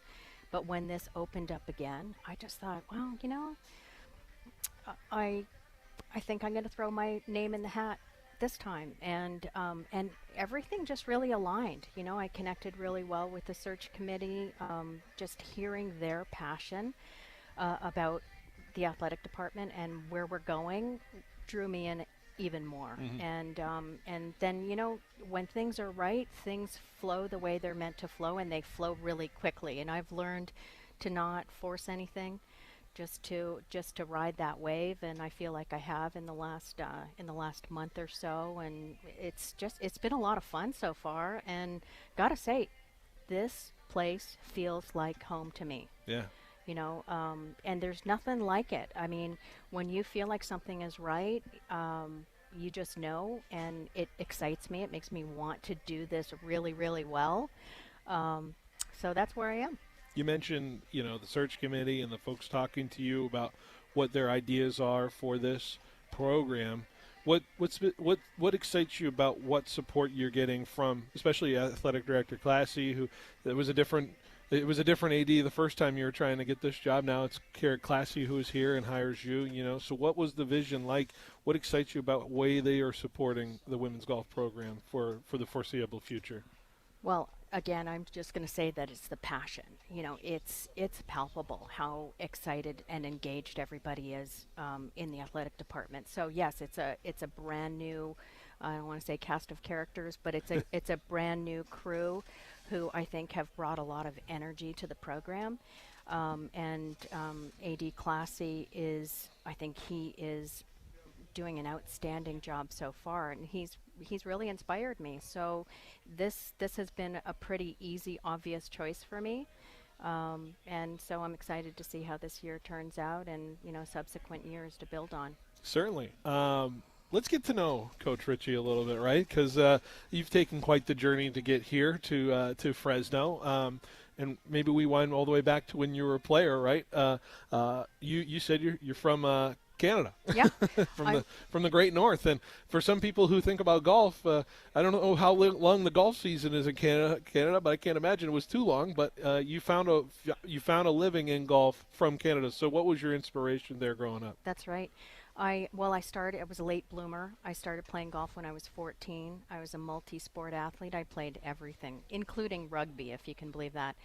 And the season, of course, is very short, maybe 5.5 months in Eastern Canada. And so the difference maybe is that because it's so short, we're so passionate about it, and we just jump in with 2 feet. In terms of what led me to college golf and this path, as soon as I started playing golf, I just knew that this is what I wanted to do for a living. I actually thought I would be on the other side of the golf ball rather than the coaching side. And I pursued playing professionally for about 6 years, played on the what's now called the Epson Tour, played on the Canadian Tour, and several other mini tours. And had some sponsorship along the way to make it a little bit easier, but it's a game of tenacity, and a lot of times you just got to put in a lot of time chasing your dream. And while I was competing, I dabbled in teaching, and I joined the LPGA teaching division, the LPGA professionals in more than 20 years ago, I'll say. Yeah. And so I was competing and teaching, coaching concurrently. And I just found that I was spending more time coaching than I was playing, and ended up with a back injury at one point, and that's what sort of put an end to my playing career. And the LPGA is just me, they've allowed me to do a lot of things outside of just strictly teaching. I'm an avid photographer. They've allowed me to photograph inside the ropes. They just provided a lot of opportunity. And I've been coaching college golf now this is my third coaching job. I coached at my alma mater, UAB, for 3 years at the very beginning of my career before I started competing. And then came back to college coaching, like I said, about 12 years ago. And this is just what I'm meant to do. The college coach that I wanted as a player, and I had 5 coaches when I was a college athlete. So the college coach that I wanted, I feel like I aspire to be myself as a coach. And I really lean heavily on my network of teaching professionals and coaches, and so I really bring a well-rounded approach to coaching my athletes. And golf is an individual sport, so you kind of have to. Yeah, it is so on the onus of the player, for what you can do. It's fascinating, right? Because you mentioned through your playing time, you never knew where it was going to continue, kind of like that, right? You felt like you had to really work for everything. Is that mentality, when it comes to the game of golf, the mental strength it takes to do it? Obviously, when you were going throughout all those different tours, what did that teach you about maybe your mental strength getting into coaching and being able to adapt through what you were doing there? Wow, that's a really, really good question. Well, bottom line, there's one person who's going to win a tournament, and there are a lot of people who are going to place. And so as a competitor, you have to understand that you got to stay on top of your game. You got to stay as sharp as you possibly can, and you have to be a voracious learner, constantly honing your craft, learning how to do things just a little bit better. And so I think players who learn how to fail well and can take the lesson from that failure and turn it into, the nugget that's going to help them to get that much better the next time, that's probably the biggest thing that you're going to learn from competing. And ultimately, it is a game of tenacity. Those who chase their dreams. We hear about players who are overnight sensations, but we don't hear about the 20 years it took them to get there. Yeah. So you just have to, be able to be resilient, stand up, dust yourself off, and get back in the game every day. Proving yourself every single day. When did you know you were going to be good at the coaching thing? Well, that assumes that I think I am good, but no, I'm just kidding. I aspire to be great, and so I'm constantly learning. When did I know that this was what I was meant to do? It's just so gratifying getting to help our student athletes who are in the most formative years of their life, figuring out who they are in life, getting to be a part of that. And then I guess it's sort of a job where you get delayed gratification. Yes, there are going to be some trophies along the way, some championships along the way, but ultimately I think the biggest feather in your cap is when 10 or 20 years later they call you and they express appreciation for something, or they invite you to their weddings. Those are the things that I just warm my heart about coaching. So that impact is what makes me feel like I'm doing a good job.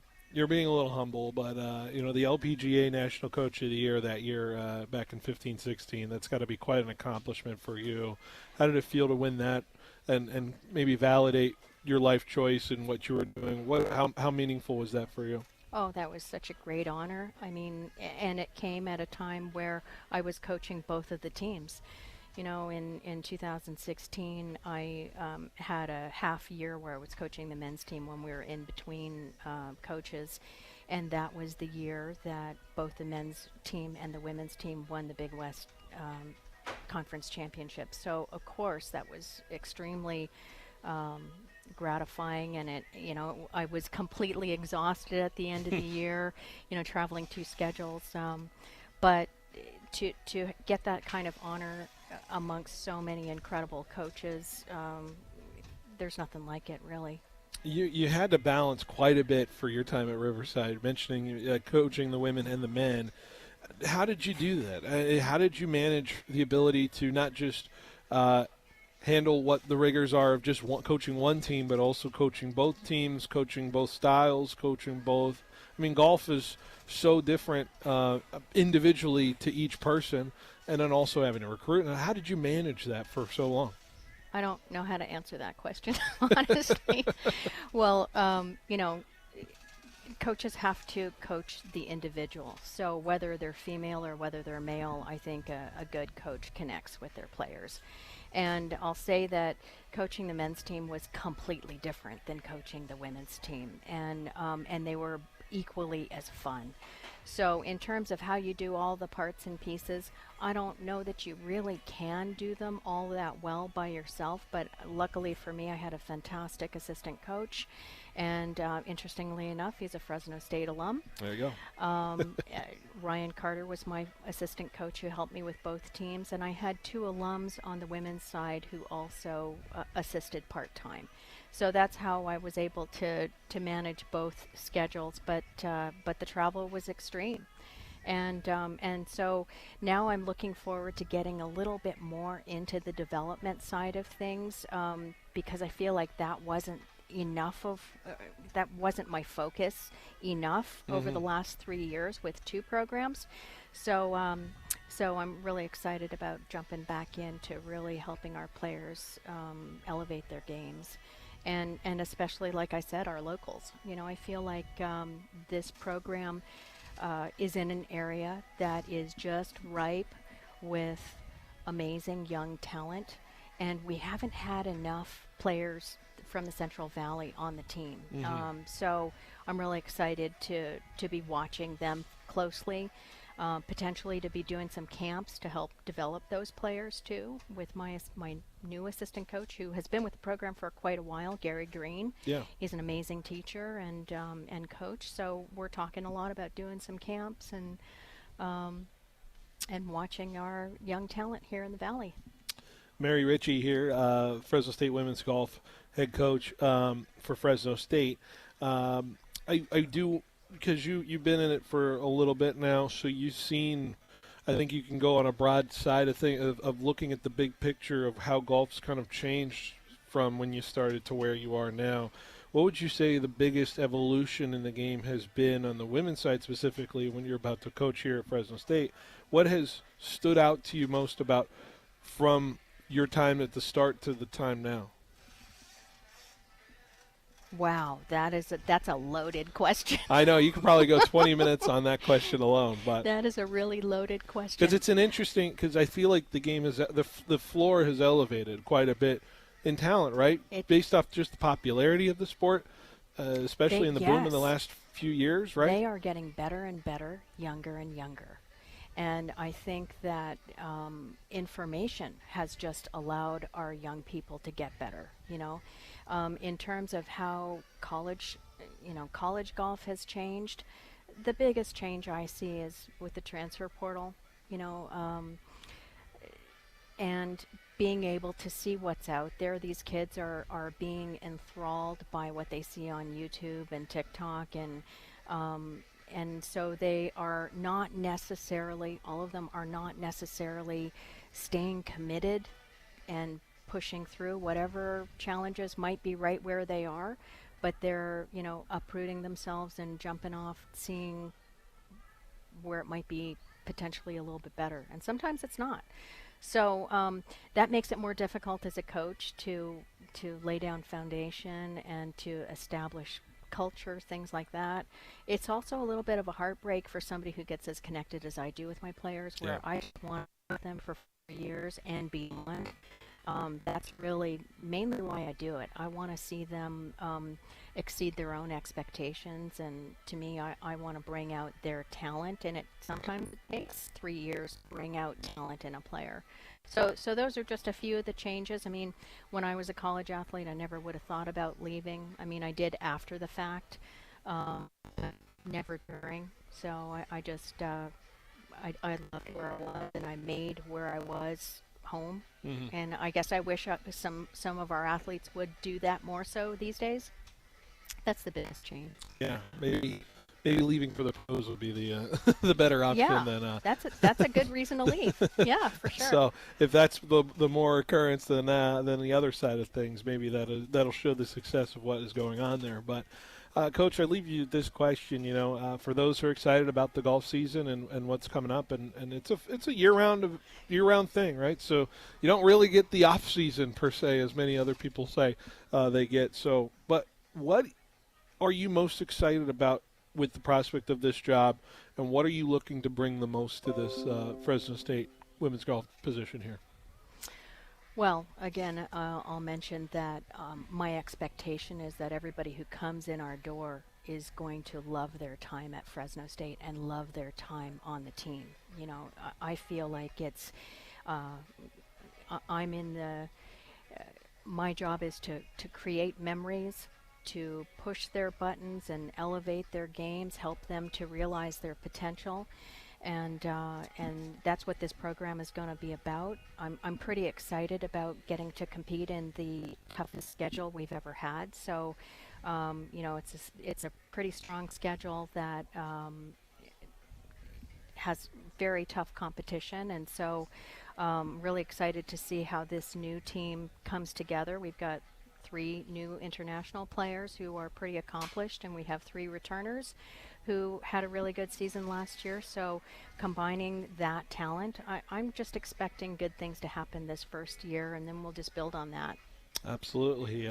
Looking to build for sure. It's going to be an exciting time, especially in this era of Fresno State athletics. So, Mary, Richie, I appreciate you joining me on the program.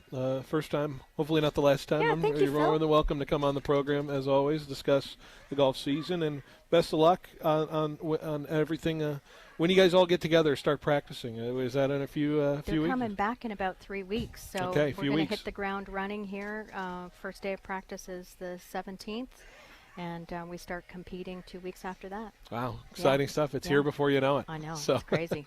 Coach, I appreciate it as always, and best of luck on the season. Thank you so much for having me. Absolutely. We'll take a quick break, and we'll be back with more Behind the Bench on 1430 ESPN Fresno, the Valley's local sports leader. From breezy linen to performance polos, the Patrick James Summer Collection defines cool, effortless style. It's where classic West Coast spirit meets modern refinement. Discover timeless looks from brands like Faraday, Johnny O, Martin Dingman, alongside staples from Tommy Bahama, Robert Graham, and our signature Patrick James line. Made for the man who values quality, confidence, and the art of dressing well. Patrick James, California's sophistication. On Shaw, inside Fresno's Fig Garden Village.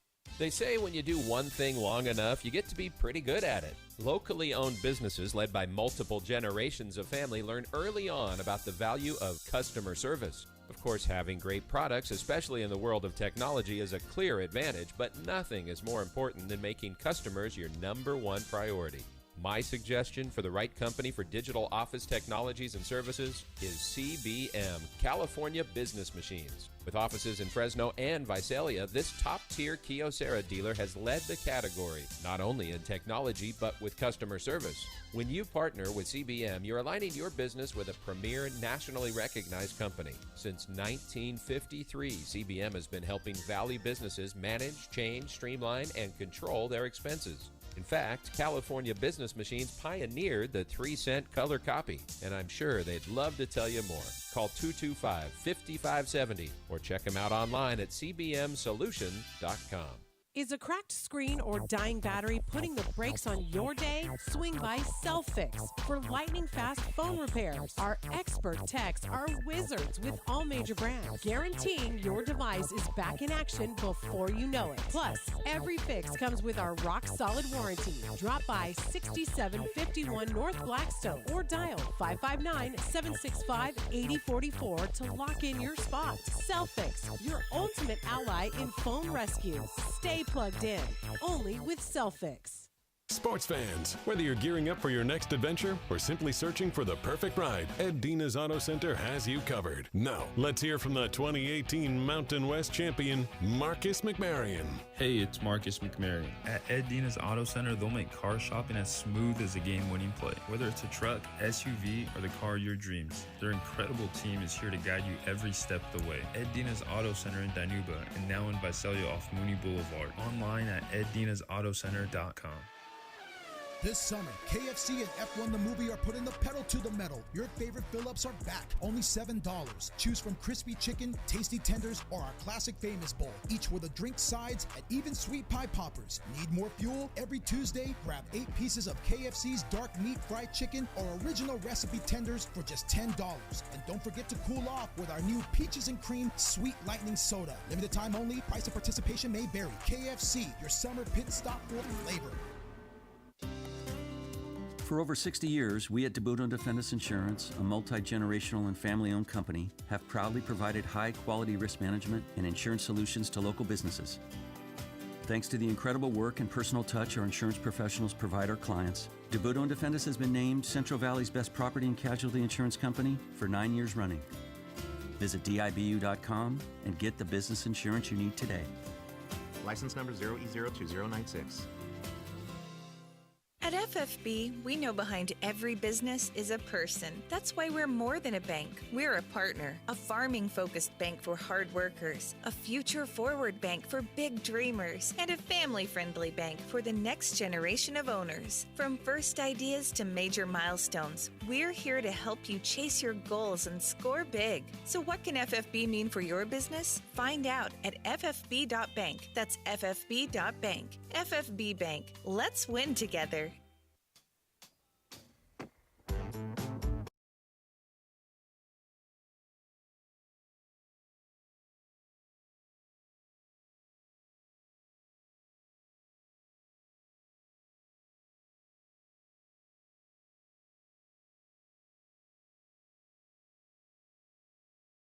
ESPN Fresno, the Valley's local sports leader. Love these interviews that we had. So always appreciative when Mary Ritchie came on yesterday, and so I hope you enjoyed that interview from them. If you missed any of the show today, you can go live and on demand on the 1430 ESPN app and 1430ESPNFresno.com. Let's give you a little check of the schedule here. Wow, awesome Grizzly game, by the way, last night. They are on fire. 5 straight wins now for the Grizzlies in prime position for playoff positioning for them. So Grizzlies baseball returns back in Fresno on a Tuesday next week. I think they have Rancho Cucamonga, which is, if you're a Dodger fan, that's the Dodger affiliate coming into town. So there you go. If you have some motivation to go to Grizzlies baseball starting on Tuesday, we'll have some broadcasts which we'll let you know about in that home series. Coming up tonight, Giants and Mets. First pitch, 7:15.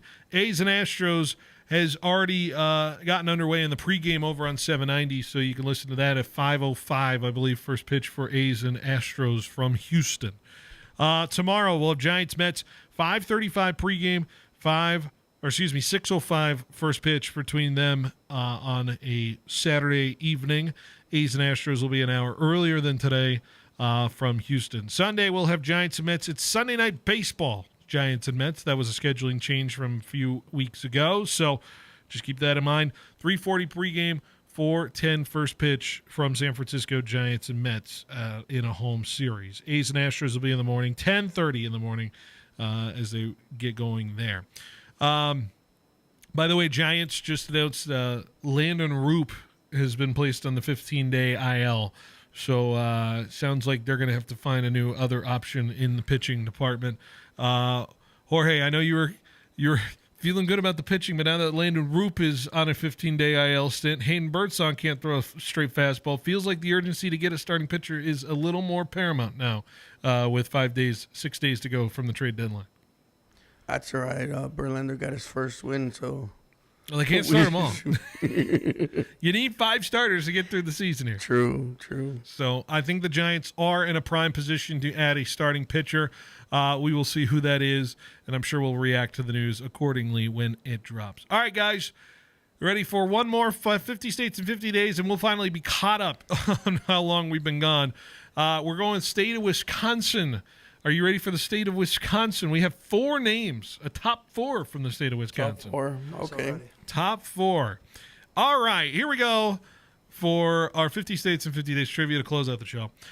Here we go. First player in NFL history with 1,400 receiving yards in a season. He did it with the 1951 Rams. Also ties the single-season NFL record with 17 receiving touchdowns that year. The Rams won their second NFL championship and their first in Los Angeles. Yes, I'm asking you to name me a 1951's wide receiver from the Rams. You can do it. Nah, I don't think you guys will get this one. I do think you'll get the next 3. Oh, okay. Give me one more clue. NFL Hall of Famer in 1968, 5th overall pick in the 1945 NFL Draft, 3-time Pro Bowler, 2-time All-Pro, and averaged 124.6 receiving yards per game in that 1951 season. Was it J.J. Watt? No. You think J.J. Watt played in 1951?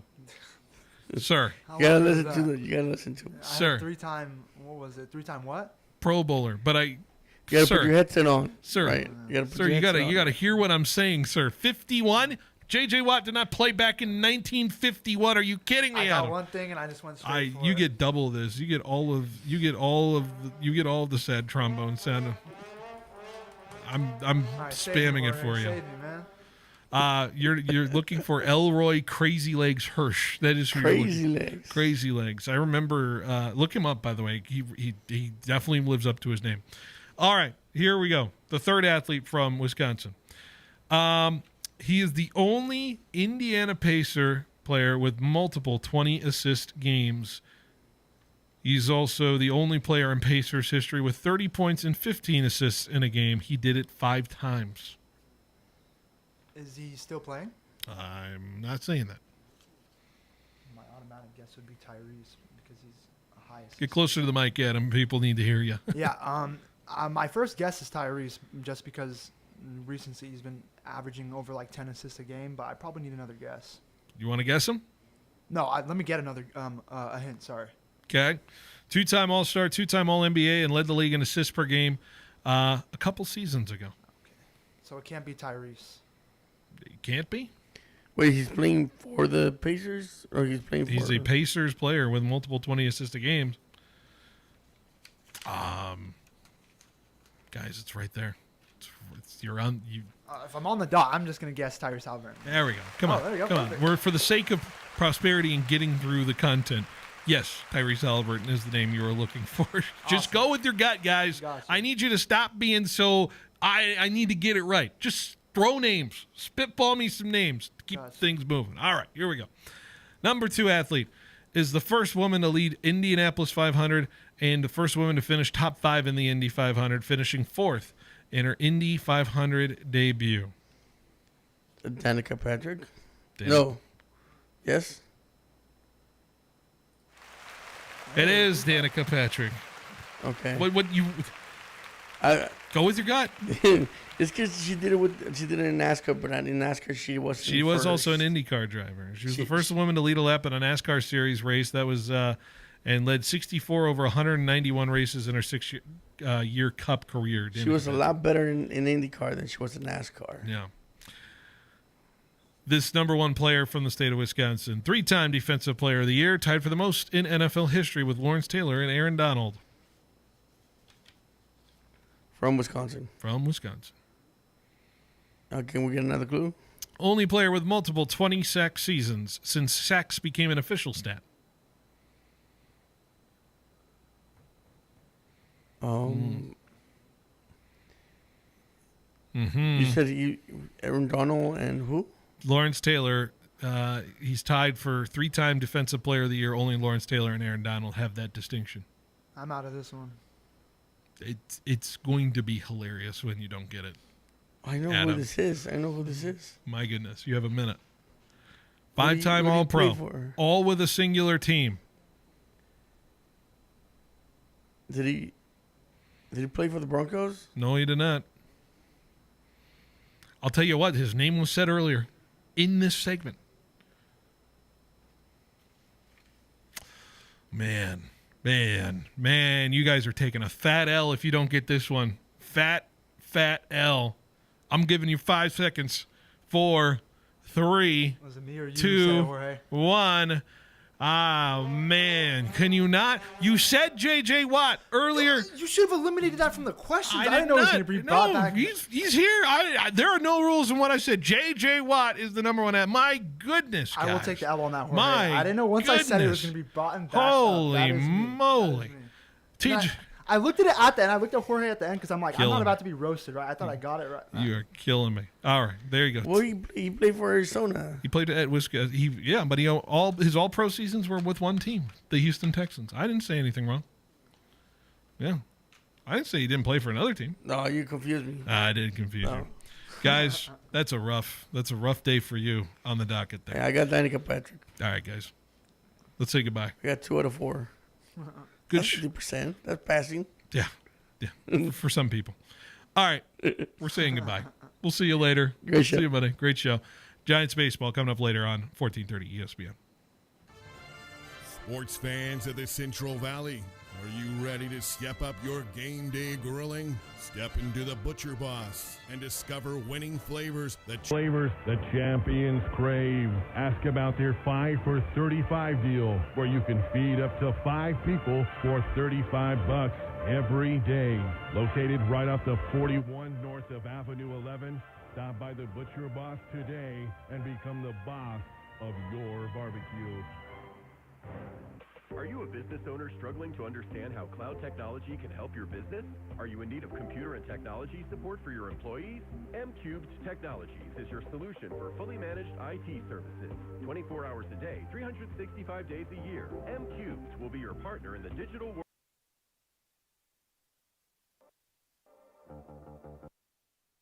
Management, general IT support, and voice phone services.